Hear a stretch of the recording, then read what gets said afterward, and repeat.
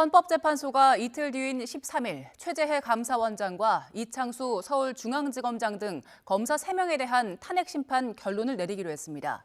윤석열 대통령 탄핵심판 선고일은 아직 잡히지 않았는데 다음 주로 넘어갈 수 있다는 전망도 커지고 있습니다. 현장에 나가 있는 취재 기자 연결합니다. 차정윤 기자.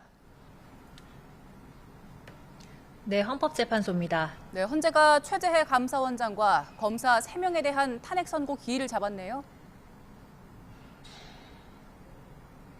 네, 그렇습니다. 헌법재판소가 최재해 감사원장에 대한 탄핵 사건을 오는 13일, 그러니까 모레 오전 10시에 선고하기로 했습니다.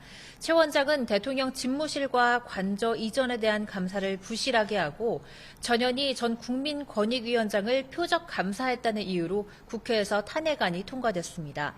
또 헌재는 같은 날 이창수 서울중앙지검장과 조상원 중앙지검 4차장 검사, 최재훈 반부패 2부장검사 등 검사 3명에 대한 탄핵심판 선고도 내리기로 했습니다.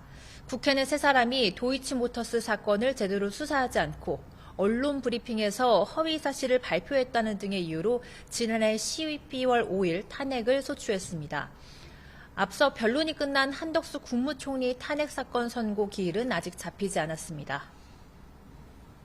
네, 그리고 윤 대통령의 선고 기일도 아직 잡히지 않은 거죠? 네, 그렇습니다. 전직 대통령 사례를 고려하면 오는 14일 이번 주 금요일에 선고할 거란 관측이 많았습니다. 그러려면 헌재가 선고 사흘 전인 오늘이나 늦어도 내일은 선고 날짜를 밝혀야 하는데 헌재가 모레 감사원장과 검사 3명에 대한 탄핵 선고를 하기로 하면서 윤 대통령 사건은 다음 주로 넘어갈 가능성이 커졌습니다. 오늘도 철저한 보안 속에서 평일을 거듭하고 있는 헌법재판관들은 사건 쟁점을 검토하며 고심하고 있는 것으로 보입니다.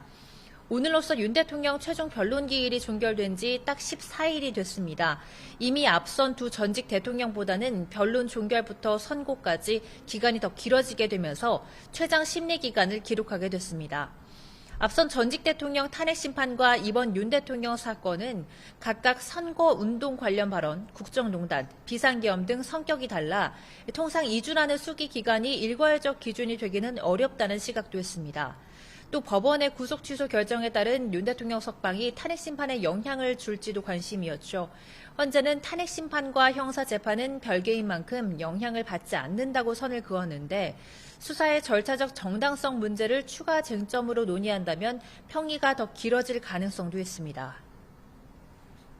네, 선고 기일이 가까워지고 있는데 현재 헌법재판소 외곽 상황은 어떻습니까?